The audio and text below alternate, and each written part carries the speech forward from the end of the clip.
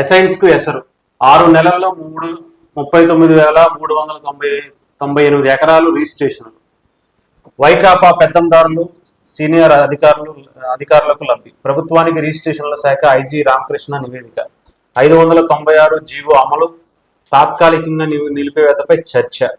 హడావిడిగా రిజిస్ట్రేషన్లు సాగించేందుకు 2023 జూలై 31 తారీఖు తేదీల నాటికంటూ 20 ఏళ్ల ముందే అసైన్స్ చేసిన వ్యవసాయ భూములను అమ్ముకునే వెసులుబాటు కల్పిస్తూ గత ఏడాది అక్టోబర్ 27న వైకాపా ప్రభుత్వం గెజెట్ జారీ చేసింది. దీనికి అనుగుణంగా మార్గదర్శకాలు జీవో 596 డిసెంబర్లో విడుదలైంది.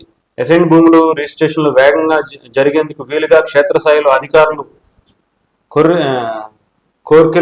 కొర్రీలు పెట్టకుండా ఉండేందుకు రిజిస్ట్రేషన్ల శాఖ ఐజీ రామకృష్ణ ఈ ఏడాది జనవరిలో 3 మెమోలు కూడా జారీ చేశారు. వెబ్లాండ్ లో ఉన్న వివరాలు కూడా పరిశీలించకుండా కలెక్టర్ జాబితాను అనుగుణంగా రిజిస్ట్రేషన్లు చేయాలని, నిషిద్ధ జాబితా నుంచి తప్పించాలని మెమోల్లో ఐజీ రామకృష్ణ పేర్కొన్నారు. నంద్యాల, పుట్టపర్తి, రాయచోటి రిజిస్ట్రేషన్ కార్యాలయాల పరిధిలో 25,000 ఎకరాల భూములను రిజిస్ట్రేషన్లు జరిగాయట.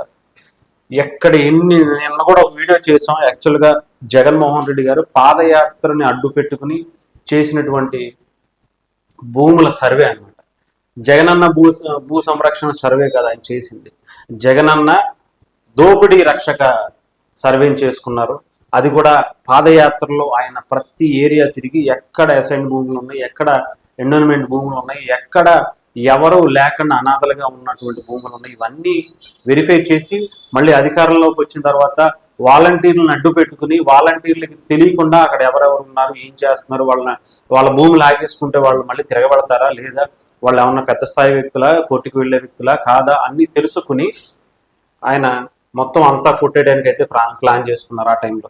సో దీనికి సంబంధించి మెయిన్ ఆర్టికల్ గా ఒక వార్త అయితే బయటకు కనిపించింది. ఇకపోతే జగన్ పై హత్యాయుతం కేసు నిన్న కూడా మనం చూసాం. రఘురామకృష్ణరాజు గారికి సంబంధించి ఆయన ఒక పిటిషన్ వేశారు.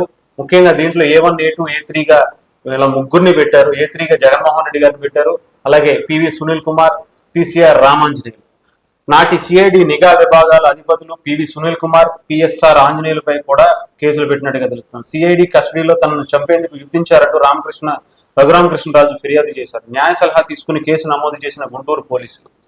రాష్ట్ర మాజీ ముఖ్యమంత్రి జగన్మోహన్ రెడ్డి ఆయన హయాంలో సిఐడి విభాగాలకు